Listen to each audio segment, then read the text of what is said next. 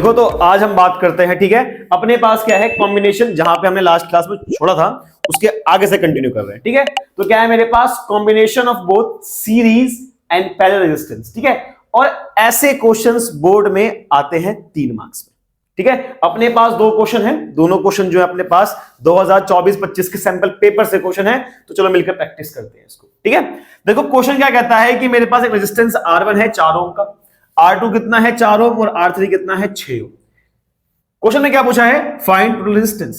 क्या पूछा है, फाइंड टोटल रेजिस्टेंस। तो यहां पे देखो सबसे पहले क्या करेंगे, ये किस में दिया है, पैरेलल में, ये किस में दिया है, सीरीज में। तो सबसे पहले क्या करेंगे, जो पैरेलल का है इसको सॉल्व करेंगे। क्या करेंगे, इसको सॉल्व करेंगे। तो देखो answer number 1 that is 1 by R parallel equals to 1 by R1 plus 1 by R2 that is 1 by R parallel equals to 1 by 4 plus 1 by 6।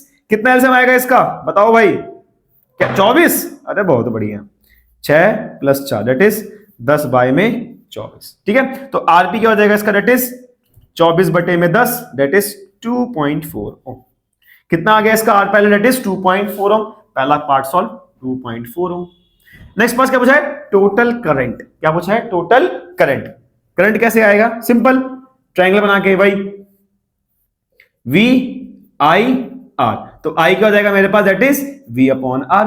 V कितना है इसका, 12 दैट इज 12 अपॉन में 2.4। यहां से डाया पॉइंट कितना आ गया, 120। इसको 12 से काटते हैं, 12 10 जा और 12 2 जा, ये कितना आ गया 5। तो आई कितना हो गया मेरे पास, that is 5 ampere.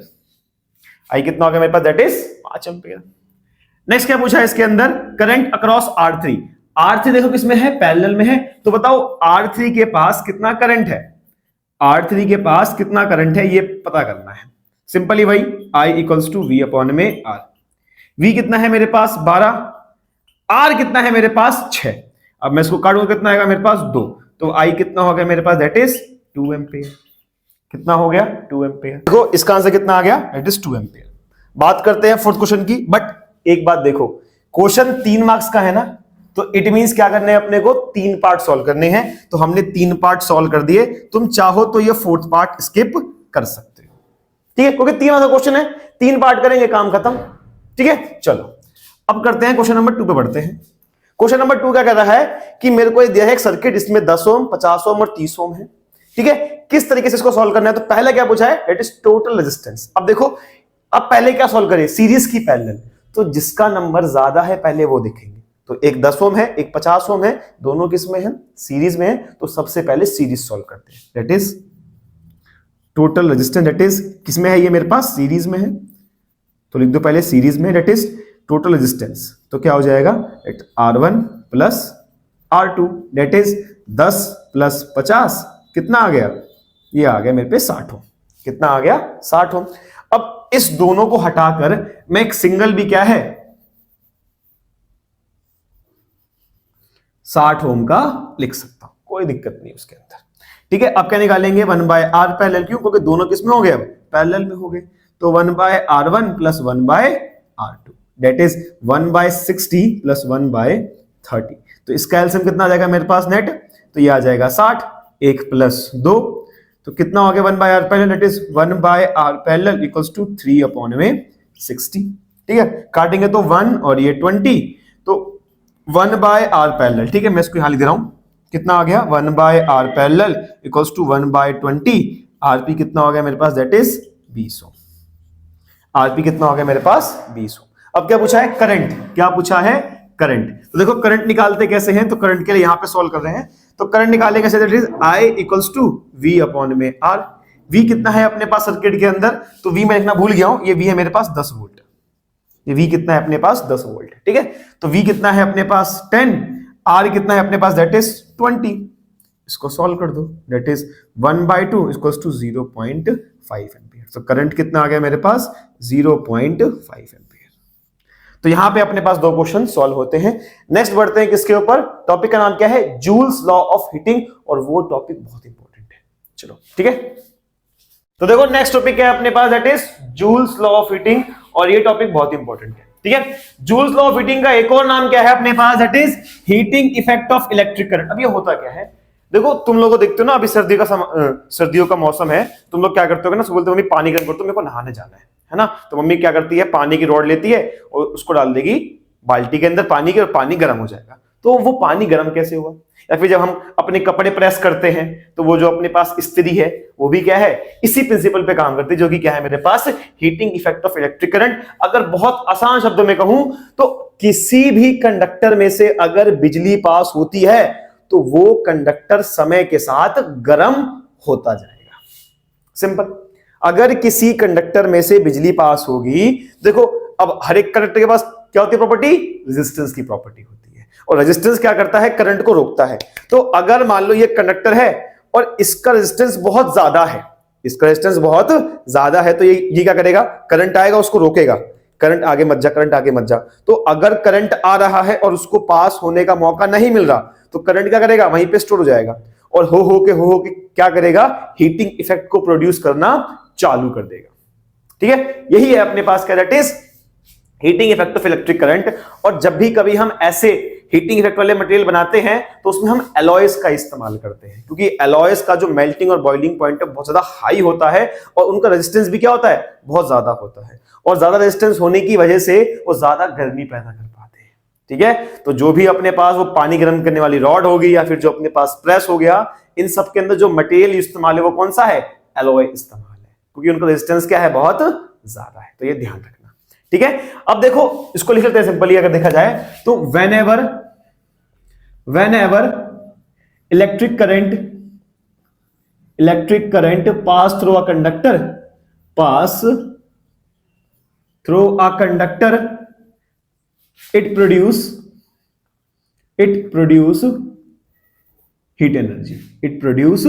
Heat energy. इसी को हम क्या बोलते हैं, heating effect of electric current.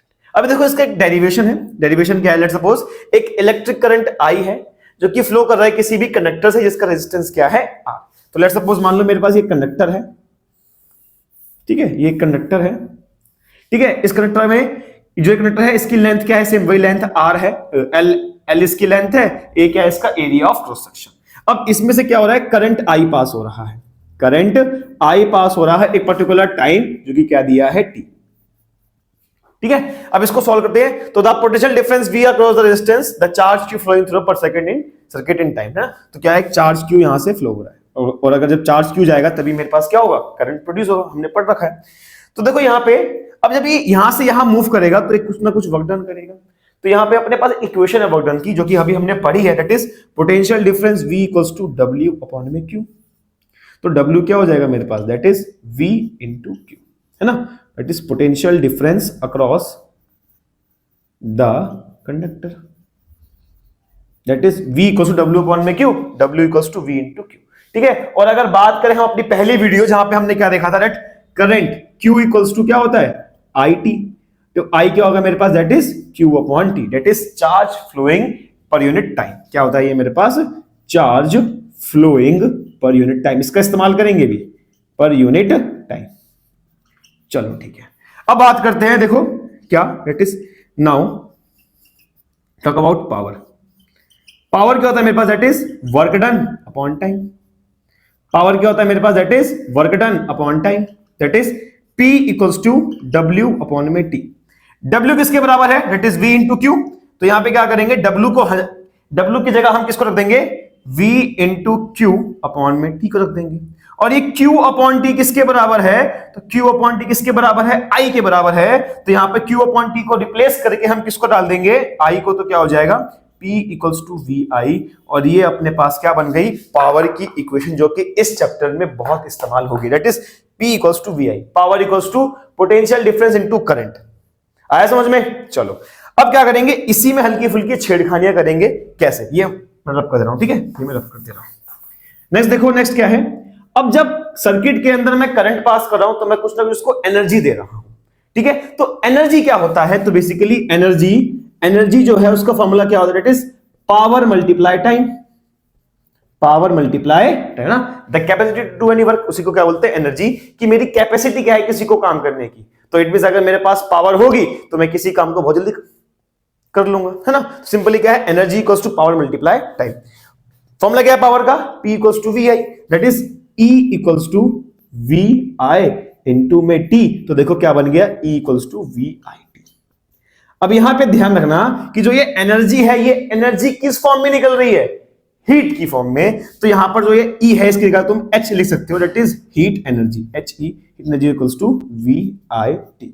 तो यहां पे मेंशन कर देना that energy is liberated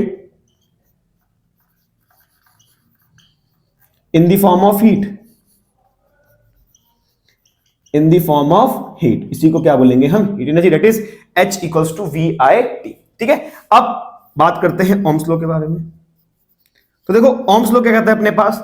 V equals to IR या फिर I इक्वल्स टू में V बटे में R। अब क्या करेंगे? इन्हीं की वैल्यू को इसमें इक्वेट करके दो नए एक्सप्रेशन बनाएंगे जो कि बहुत इस्तेमाल होने वाले हैं। क्या निकालने के लिए? हीट एनर्जी निकालने के लिए। देखो H क्या है मेरे पास? That is VIT।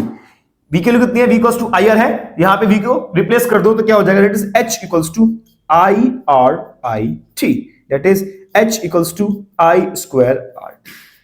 तो ये मेरे पास क्या बन गया? हीट का formula, that is H equals to I square RT। और अगर तुम इसमें से टाइम निकाल लोगे तो तुम्हारे पास क्या बन जाएगा? बन जाएगा पावर। क्यों? क्योंकि एनर्जी और पावर में क्या डिफरेंस है? सिर्फ टाइम का डिफरेंस है।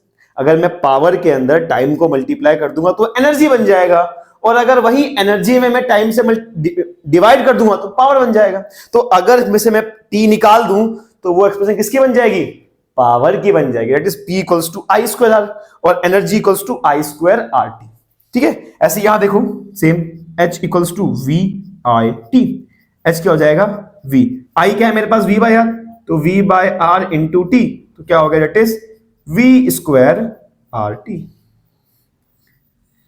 तो ये बन गई मेरे पास second equation.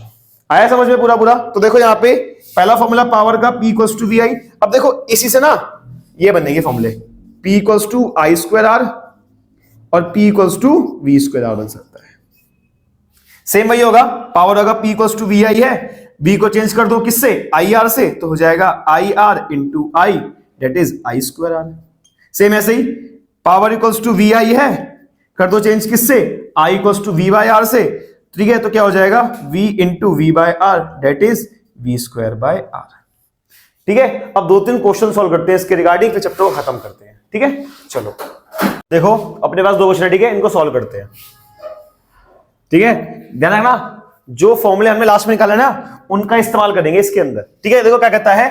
100 joule of heat is produce each second. क्या दिया है मेरे को? हीट दिया है कितना? That is 100 joule. टाइम क्या दिया है? Each second. तो टाइम क्या है मेरे पास? That is 1 second. By resistance, resistance की वैल्यू कितनी दी है? तो R दिया है कितना? That is 4 ohm. क्या निकालना है मेरे को? That is potential difference V निकालना है। तो देखो फॉर्मूला क्या है? देखो यहां पर H है, T है, R है, V है।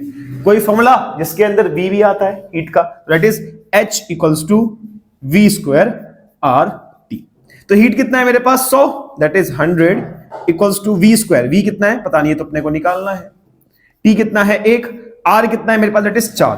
वहां करते इसको multiply, 4 into 100 that is V square. तो क्या हो जाएगा? 400 इक्वल्स टू में V स्क्वायर। तो V कितना आ गया मेरे पास? That is under root 400, that is V कितना आ गया अपने पास? 20 वोल्ट। खत्म क्वेश्चन। कितना आ गया? V 20 volt. अब बात करते हैं अगले क्वेश्चन के ऊपर। तो देखो अगला क्वेश्चन क्या है? सेम, पहले जो गिवन है गिवन लिखते हैं। रेजिस्टेंस कितना दे? रेजिस्टेंस, तो रेजिस्टेंस R दिया है कितना? 20 ओम। करंट I दिया है कितना? 5 एम्पेयर। साथ में पूछा है हीट निकालो। क्या निकालनी है? हीट निकालनी है। टाइम कितना दिया है? तो देखो टाइम दिया है 30 सेकेंड। टाइम क्या दिया है? 30 सेकेंड। देखो यहां पे अपने को अब करंट दिया है, तो हीट का फॉर्मूला वो जिसके अंदर करंट आता है, कौन सा? That is H equals to I square RT। तो हीट कितना है ये तो अपने को फाइंड करना है। I कितना है मेरे पास? करंट इज 5, तो 5 का स्क्वायर। R कितना है? B, और टाइम कितना है? 30। तो that is H equals to 5 का स्क्वायर 25 इंटू 20 इंटू 30, है ना। तो यहां पे अगर सॉल्व करूं तो जीरो को पहले साइड कर दो, जीरो को साइड कर दिया, 25 into 2 50 into 3 that is 15, that is 150। तो कितना सा आ गया मेरे पास? It is 15,000 joule. तो ये अपने पास क्वेश्चन खत्म होता है। अब एक दो अपने पास डिफाइन है, या फिर अगर बात करूं तो एक टॉपिक है जिसको हम क्या बोलते हैं? It is commercial unit. Last topic है अपने पास, ठीक है। लास्ट टॉपिक क्या है मेरे पास? That is commercial unit. क्या? Commercial unit. देखो ये होता क्या है कमर्शियल यूनिट? तो अगर देखो तो हमारे घर में लगे हैं मीटर, हमारा बिजली का बिल आता है, तो कहते हैं ना पापा बात करते हैं कि यार इस महीने 200 यूनिट बिजली बिल आ गया या फिर इस महीने 500 यूनिट बिजली बिल आ गया। तो ये यूनिट है क्या? तो जो ये यूनिट है इसी को हम क्या बोलते हैं? Commercial unit. और एक यूनिट कितने के बराबर होता है वो चेक कर लेते हैं। तो देखो जो एक यूनिट है उस एक यूनिट को हम कहीं ना कहीं क्या बोलते हैं? That is 1 kilowatt hour.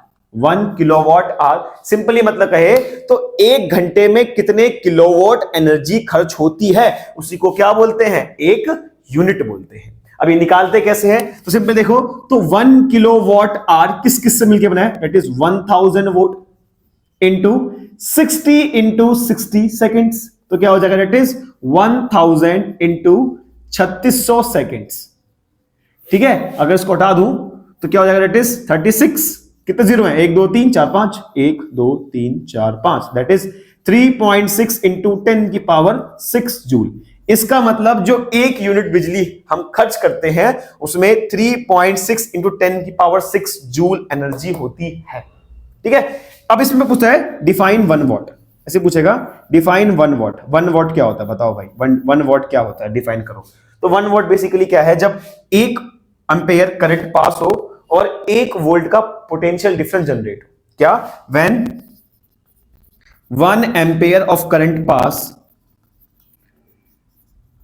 To produce 1 volt of potential difference. इसी को हम क्या बोलते हैं? 1 वॉट कहते हैं। वॉट तो हालांकि हमारे पास छोटी यूनिट है, इसके अलावा हम करते हैं इस्तेमाल किसका? किलोवाट का, मेगावाट, गीगावाट। ये हमारे पास ज्यादा बड़ी बड़ी क्या है? एनर्जी की यूनिट्स है। ठीक है, तो यहां पे अपने पास चैप्टर खत्म होता है। होप सो तुमको चैप्टर पूरा समझ में आया होगा। ठीक है, टेक केयर, बाय, मिलते हैं नेक्स्ट वीडियो के अंदर। ठीक है, चलो।